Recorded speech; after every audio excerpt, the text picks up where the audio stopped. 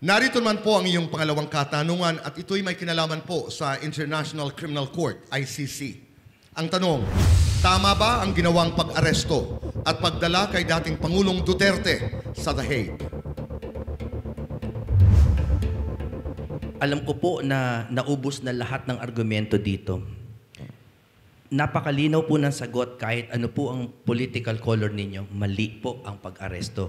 Una sa lahat, ayoko na pong pag-usapan yung Section 59 ng Rome Statute and all that dahil unang-una sa lahat, wala na silang jurisdiction, nag-withdraw po tayo dyan.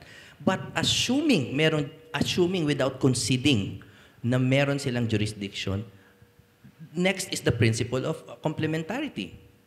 Gumagana naman ang piskalya, gumagana ang hukuman, yet sinurrender natin. Number 3, doon na tayo sa Section 59 ng Rome Statute, where hindi dumaan sa competent judicial authority yung warrant to arrest the president. So, kahit pinag-aaway po tayo sa public discourse, sana po magkasundo tayo at least sa konsepto ng kasarinlan, ng sovereignty. The Philippines is a sovereign nation. We are not a failed state despite all our problems. Therefore, bakit po natin ipagkakanulo, much less a former president, whether you like him or not? At kung gusto niyo po siyang managot po siya dito dahil gumagana po ang korte natin. Pati nga ang DOJ, gumagana naman. Ang mga korte gumagana. So it is an illegal arrest according to any of the 3 points I mentioned. JV. Attorney, gusto kong bigyan ng focus yung pangatlong punto na inyong nabanggit regarding sa Article 59 or Section 59 ng Rome Statute. Na kasi po nakasaad dito at nabanggit nyo rin na kailangan iharap sa isang competent judicial authority si former President Rodrigo Duterte. Pero isa pong ICC accredited lawyer, it was Attorney Butuyan, who mentioned na there was no need for the approval of a domestic judicial authority regarding the arrest of former President Rodrigo Duterte so long as the identity of the accused is confirmed and that their rights were upheld. Ano pong magiging response nyo dito, Attorney? Well, what is his legal basis? Because that's not what the law says. The law simply says to go to a competent judicial authority. And we all know judicial power is vested in the courts. And we cannot, hindi natin pwedeng limitahan ang judicial power na parang sasabihin lang natin, eto lang ang pwede niyong gawin. Judicial power is broad. Pwede niyang i-determine ng identity, pwede niyang i-determine yung legality ng warrant, legality of the arrest, and all that. Because nowhere in the law is it stated, yung sinasabi po nung ICC accredited na lawyer na sinasabi ninyo. No? So, ang para sa akin po, with all due respect to his opinion, that's probably his opinion. Perhaps maybe political or maybe that's his true belief. But that is simply not what the law says.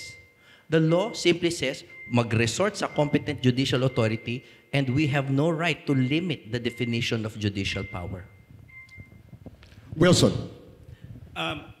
Lagi pong nababanggit sa maraming mga committee hearing ng pagkakamali sa pag-aresto sa dating Pangulong Duterte. At sa ngayon, ang Pilipinas ay hindi maganda ang pagtingin sa atin. Ang tanong ko po, kung sakali naman po, pwede naman po kaya na tayo naman, dahil pangit ang ating imahe, tayo naman ang magreklamo against ICC dahil sa maling pag-aaresto nila? Yes, because alam po natin that international law is very vague. Kasi ang international law, di ba meron pong Latin na kasabihan yung par in pare non habet imperium, na wala pong sovereign state na mas makapangyarihan sa isa pang sovereign state. Ibig sabihin, pag nagkaroon ng ruling lang siya, pero walang makaka-enforce. In the same way na yung ICC, pag may ginawang mali, nagreklamo tayo sa kanila, sino ngayon na mag-i-enforce against them? Wala eh. Diba? Yun ang problema sa international law. Kaya ang dami na rin umalis. Umalis na rin ang Hungary recently dyan. And the USA has never been a member of the ICC.